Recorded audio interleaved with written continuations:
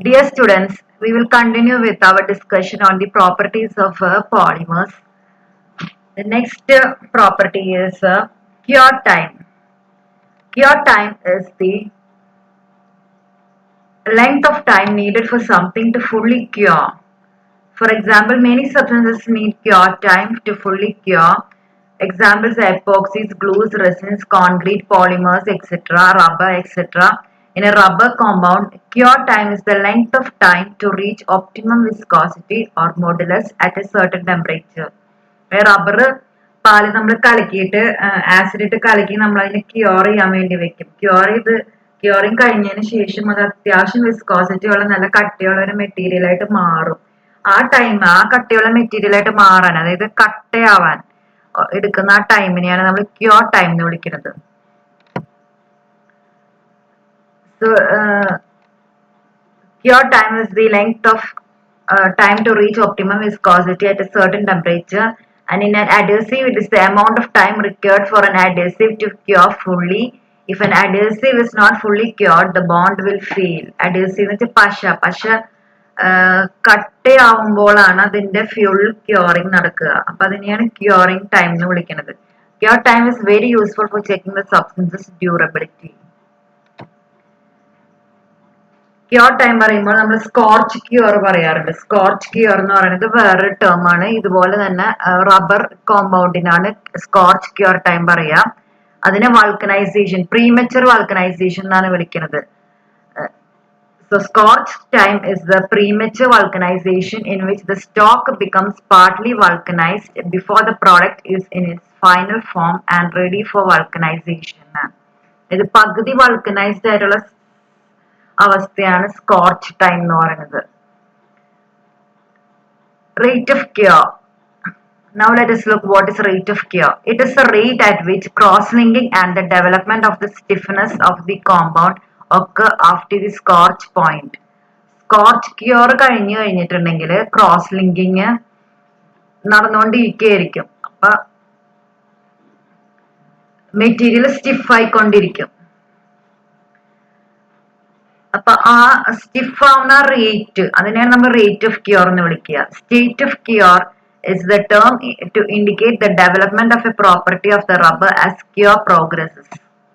And cure time is the time required during the vulcanization step for the compounded rubber to reach the desired state of cure. ഞാൻ പറഞ്ഞു curing നടക്കാനെടുക്കുന്ന സമയത്തിനെയാണ് cure time എന്ന് പറയുന്നത്. റബ്ബറിലും അത് തന്നെയാണ്. പകുതി cure ആവുന്ന സമയത്തിനാണ് നമ്മൾ സ്കോർച്ച് ക്യൂർ ടൈം എന്ന് വിളിക്കുക. അടുത്തൊരു ടേമാണ് ഡൈനാമിക് ഫെറ്റിക് ആണ്.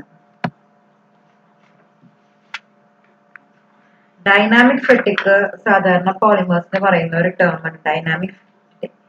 Dynamic fatigue is the gradual rupture of a rubber due to mechanical vibrations imposed on it. The number of repeated mechanical vibrations required to rupture the rubber is called dynamic fatigue life of a rubber. ഒരു റബ്ബറിന്റെ മുകളിൽ നമ്മൾ ഒത്തിരി oscillations അല്ലെങ്കിൽ ഒത്തിരി vibrations കൊടുക്കുക, അതിന് അടിക്കോ ഇടിക്കോ എന്ത് തരത്തിലുള്ള വൈബ്രേഷൻസ് കൊടുക്കുക, കുറെ നേരം അത് സഹിച്ചിരിക്കും. കുറച്ച് അധികം വൈബ്രേഷൻസ് കൊടുത്തു കഴിഞ്ഞിട്ടുണ്ടെങ്കിൽ ആ മെറ്റീരിയൽ ബ്രേക്ക് ചെയ്യും, അല്ലെങ്കിൽ റപ്ചേർഡ് ആവും, അല്ലെങ്കിൽ പൊട്ടിപ്പോകും. അതിനെയാണ് നമ്മൾ വിളിക്കുന്നത്, എത്ര താങ്ങാൻ പറ്റുന്നത് അതിനെയാണ് നമ്മൾ ഡൈനാമിക് ഫെറ്റിക് ലൈഫ് എന്ന് വിളിക്കുന്നത്. So if a rubber specimen is continuously vibrated, it will sooner or later crack and ultimately rupture owing to the repeated oscillations to which it has been subjected. And the dynamic fatigue life depends on the temperature of the rubber and the hardness of the rubber.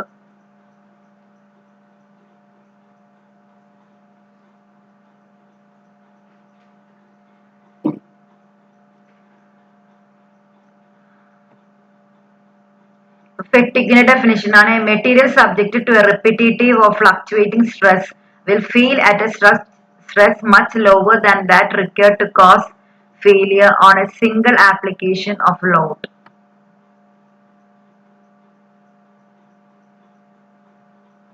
നമുക്കറിയാം, നമ്മൾ ഒരു single ആയിട്ട് ഒരു അടി കൊടുത്ത് അതിനെ break ചെയ്യുന്നതിനേക്കാളും വളരെ മുന്നേ നമ്മൾ കുറേശ്ശെ ഇങ്ങനെ എന്താ പറയാ അടി അല്ലെങ്കിൽ ഇടി കൊടുത്തു വന്നു കഴിഞ്ഞിട്ടുണ്ടെങ്കിൽ ആ മെറ്റീരിയൽ ബ്രേക്ക് ചെയ്യും. നമ്മൾ റിപ്പീറ്റഡ് ആയിട്ടുള്ള മെക്കാനിക്കൽ ആയിട്ടുള്ള വൈബ്രേഷൻസ് കൊടുക്കുന്നു, എന്നിട്ട് അത് റപ്ചേർഡ് ആക്കുന്നു. അപ്പൊ ആ റപ്ചേർഡ് ആവുന്ന പോയിന്റിൽ വരേക്കുള്ള ആ വൈബ്രേഷൻസിന് താങ്ങാൻ പറ്റുന്നതിനെയാണ് നമ്മൾ ഡൈനാമിക് ഫെറ്റിക് എന്ന് വിളിക്കുന്നത്.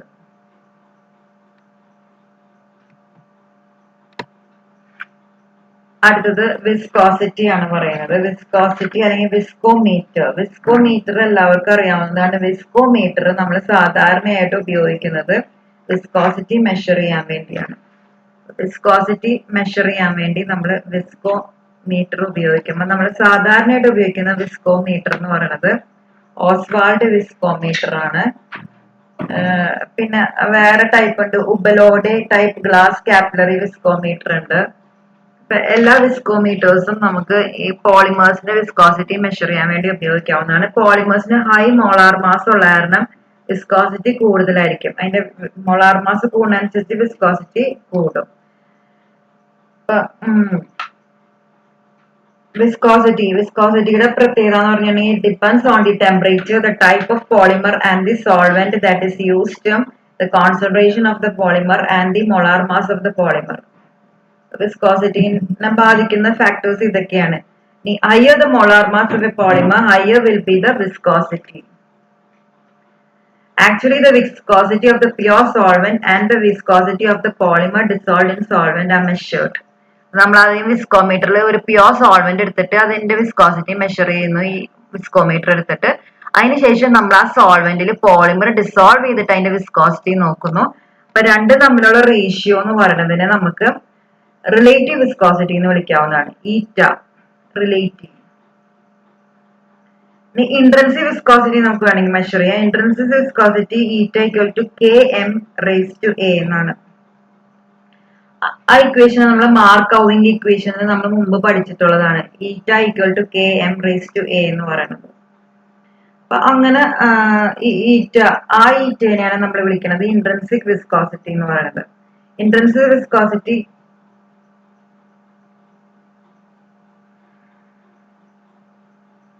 കാണണമെങ്കിൽ നമുക്ക് സാധാരണയായിട്ട് വിസ്കോമീറ്റേഴ്സ് ആണ് ഉപയോഗിക്കേണ്ടത്. വിസ്കോമീറ്ററിൽ നമുക്ക് അറിയാവുന്നതാണ്, നമ്മൾ പഠിച്ചതാണ്.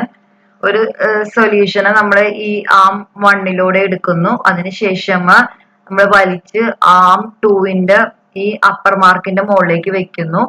അതിനുശേഷം അതിനെ പതുക്കെ ഒഴുകാൻ സമ്മതിക്കുന്നു. ഒഴുകി കഴിയുമ്പോൾ ഈ മാർക്ക് ലോവർ മാർക്ക് ഡിയുടെ അവിടെ എത്തുന്ന പോയിന്റിൽ നമ്മൾ സ്റ്റോപ്പ് ചെയ്യുന്നു.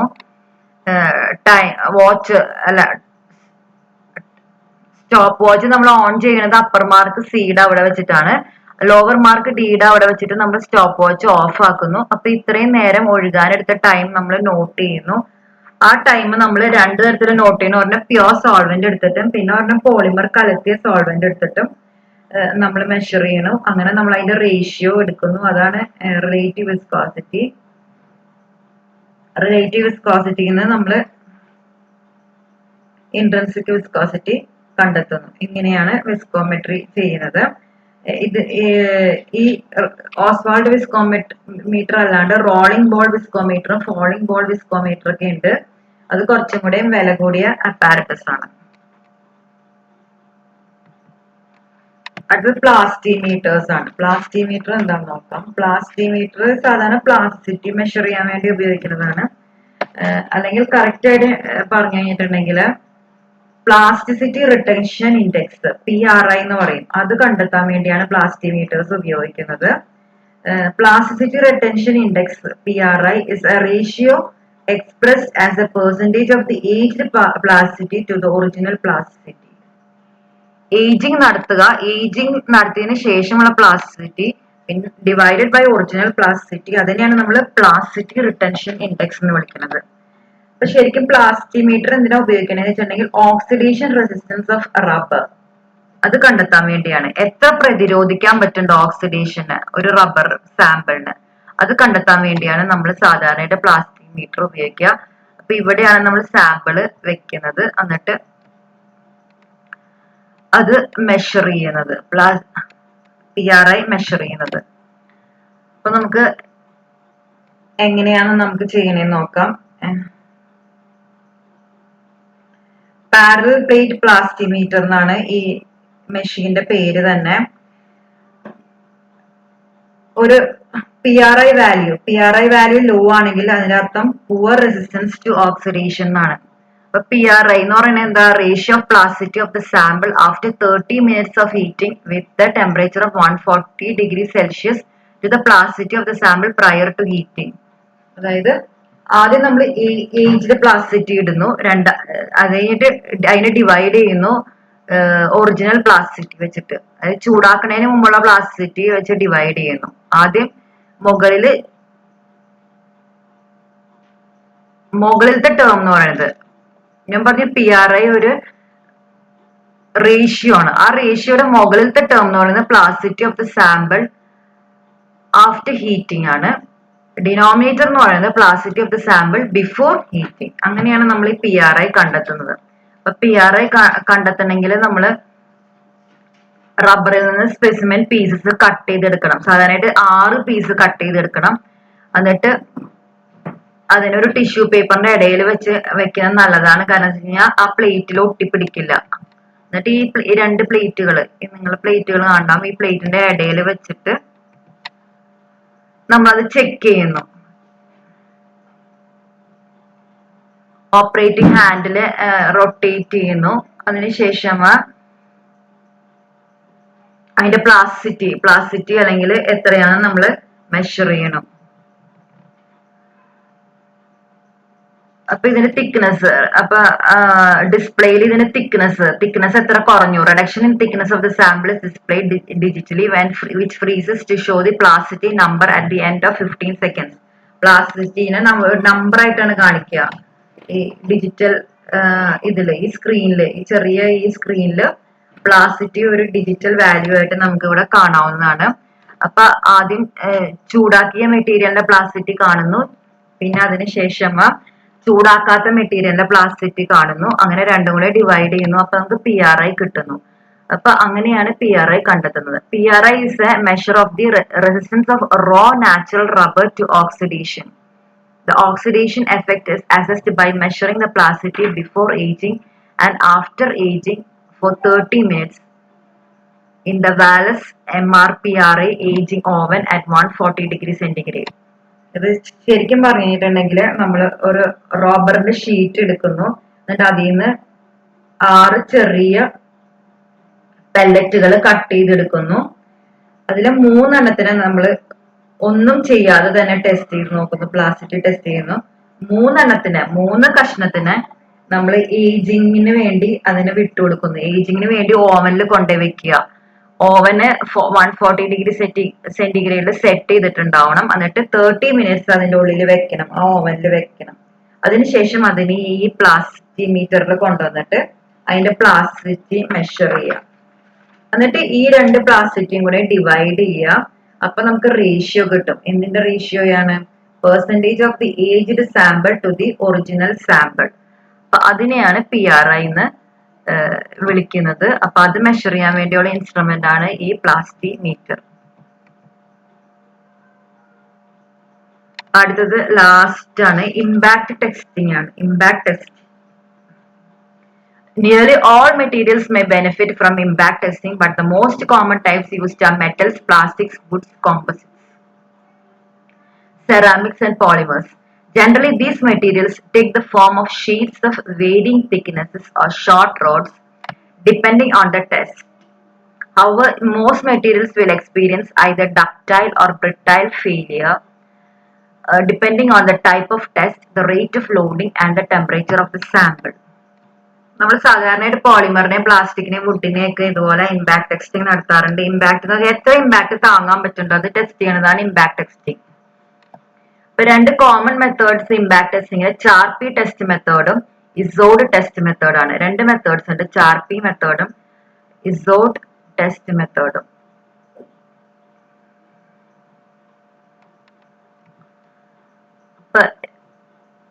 ചാർപി ടെസ്റ്റ് മെത്തേഡ് ആണെങ്കിൽ നമ്മൾ ചാർപി ആയിട്ടുള്ള ഒരു നോച്ച് ഉണ്ടാവും, ഇവിടെ ഒരു V ഷേപ്പിലുള്ള നോച്ച് ഉണ്ടാവും. ഈ പൊസിഷനിലാണ് ലോഡ് ചെലുത്തുന്നത്. ഈ പൊസിഷനിലാണ് ലോഡ് വരിക. ഇമ്പാക്ട് ഇസോഡ് മെത്തേഡിലാണെങ്കിൽ ഈ പൊസിഷനിലാണ് ലോഡ് നമ്മൾ താങ്ങുക. അത്രയുള്ള വ്യത്യാസം എന്ന് പറയുന്നത്. അപ്പൊ ചാർപി ടെസ്റ്റ് മെത്തേഡ് എങ്ങനെയാന്ന് നമുക്ക് നോക്കാം. ചാർപി ടെസ്റ്റ് മെത്തേഡിൽ അതിന്റെ വേറൊരു പേരാണ് ചാർപി വീനോച്ച് ടെസ്റ്റ് ആണ്. ഈ വീനോച്ച് ടെസ്റ്റ് നമ്മൾ ഈ സ്പെസിമെനെ കട്ട് ചെയ്തിട്ട് സ്പെസിമെൻ ഒരു കഷ്ണം കട്ട് ചെയ്തെടുത്തിട്ട് അവിടെ ഒരു നോച്ച് ഉണ്ടാക്കി വെച്ചിട്ടുണ്ടാവും. നോച്ച് എന്ന് പറഞ്ഞാൽ ചെറിയൊരു കുഴി, ഈ ഭാഗത്തിനാണ് നോച്ച് എന്ന് പറയുന്നത്. ആ നോച്ചിന്റെ അവിടേക്ക് നല്ല ഒരു ഹൈ ഫോഴ്സിൽ ഒരു ഹാമർ വന്ന് ഇടിപ്പിക്കുന്നു. ഈ ഹാമർ വന്ന് ഇവിടെ ഇടിക്കുന്നു. അപ്പൊ ഇടിക്കുമ്പോ അത് ബ്രേക്ക് ചെയ്ത് പോകും. ആ ബ്രേക്ക് ചെയ്യാനുള്ള ഇമ്പാക്ട് എത്രയായിരുന്നു എന്ന് നമ്മൾ മെഷർ ചെയ്യുന്നു. അത് മെഷർ ചെയ്യാൻ എളുപ്പമാണ്. കാരണം എന്ന് വെച്ചിട്ടുണ്ടെങ്കിൽ ഈ ഹാമർ ഇങ്ങനെ വന്നാണ് അടിക്കുന്നത്, ഇങ്ങനെ പെൻഡിലം പോലെ വന്നാണ് അടിക്കുന്നത്. അപ്പൊ മുകളിൽ നിന്ന് താഴേക്ക് ഇതിങ്ങനെ ഒഴുകുമ്പോ ഇത് ഈ സ്പെസിമെനിൽ വന്ന് തട്ടുകയാണെങ്കിൽ അതിന് കുറച്ച് എനർജി കുറഞ്ഞു പോയിട്ടുണ്ടാവും. കാരണം ആ തട്ടാൻ വേണ്ടി ആ എനർജി ഉപയോഗിച്ചിട്ടുണ്ടാവും. അപ്പൊ ഈ ഹാമറിന് എത്ര എനർജി നഷ്ടപ്പെട്ടു അത് മെഷർ ചെയ്ത് കഴിഞ്ഞിട്ടുണ്ടെങ്കിൽ നമുക്ക് ഇതിന്റെ ഇമ്പാക്ട്, ഈ റബ്ബർ പീസിന്റെ ഇമ്പാക്ട് എത്രയാണെന്ന് നമുക്ക് ടെസ്റ്റ് ചെയ്യാൻ പറ്റും. അങ്ങനെയാണ് സാധാരണയായിട്ട് ചെയ്യുന്നത്. അപ്പൊ ഇതാണ് ഞാൻ പറഞ്ഞു, സ്പെസിമെൻ ഇവിടെ ഈ ഭാഗത്ത് എടുത്തു വെക്കുന്നു, ഹാമർ ഇതാണ്, സ്പെസിമെൻ വെക്കണത് ഇങ്ങനെയാണ്. ഇതാണ് പീസ് കഷ്ണം. ഇവിടെ ഒരു നോച്ച് ഉണ്ടാക്കിയിട്ടുണ്ട്, ഒരു വെട്ടിനെയാണ് നോച്ച് എന്ന് പറയുന്നത്. അപ്പൊ ഇവിടെ വന്നിട്ട് അത് വന്ന് ഇടിക്കുമ്പോ അത് ബ്രേക്ക് ചെയ്യും. അപ്പൊ ആ ബ്രേക്ക് ചെയ്യാൻ എടുക്കുന്ന ഇമ്പാക്ട് എത്രയാണ് അതാണ് മെഷർ ചെയ്യുന്നത്. അതാണ് ചാർപി ടെസ്റ്റ് മെത്തേഡ് എന്ന് വിളിക്കുന്നത്.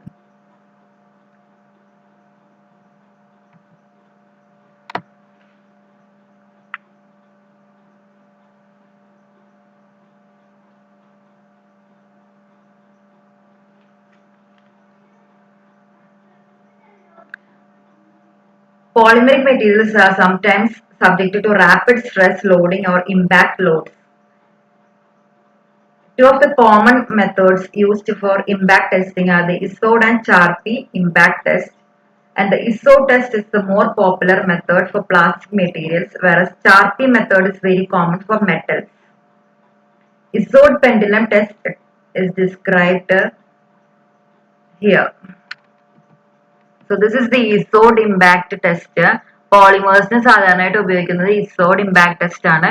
ചാർപി ടെസ്റ്റ് സാധാരണയായിട്ട് മെറ്റൽസിനാണ് ഉപയോഗിക്കുക. അപ്പൊ ISOD impact test ആണെങ്കിൽ ഇങ്ങനെയാണ് ഉപയോഗിക്കുക. ഇവിടെയാണ് നമ്മൾ മെറ്റീരിയൽ വെക്കുന്നത്, അല്ലെങ്കിൽ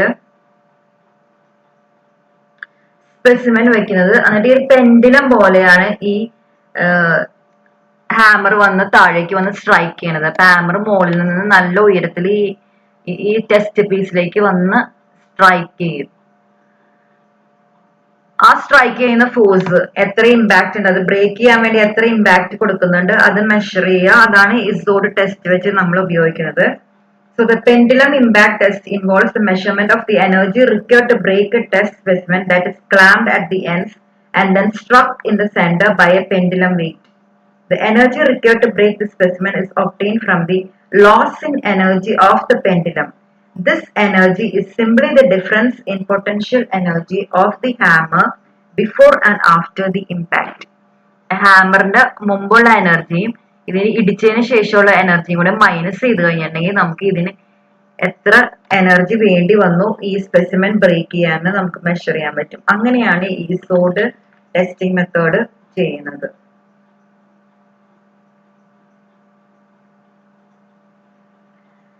So all materials undergo transition from ductile behavior at higher temperature to brittle behavior at low temperatures. At higher temperatures, the impact energy is comparatively large since the fracture is ductile. But as the temperature is lowered, the impact energy decreases. The impact energy എപ്പോഴും കുറവ് temperature കുറയുമ്പോഴായിരിക്കും. High temperature ആണെങ്കിൽ impact energy കൂടുതലായിരിക്കും. Impact energy എത്രയാണെന്ന് measure ചെയ്യാനുള്ള മെത്തേഡാണ് ഈ ISOD test method. ചാർപി method ഉണ്ട്. ചാർപി method കൂടുതലും മെറ്റൽസിന് വേണ്ടിയാണ് ഉപയോഗിക്കുന്നത്. ഈ രണ്ട് മെത്തേഡ്സ് ആണ് ഇമ്പാക്ട് ടെസ്റ്റിങ്ങിന് വേണ്ടി ഉപയോഗിക്കുന്നത്. So now I think I have discussed every property of the polymers within the syllabus. So this is an outline of the various properties of the polymers and how to test the various properties. Okay, thank you.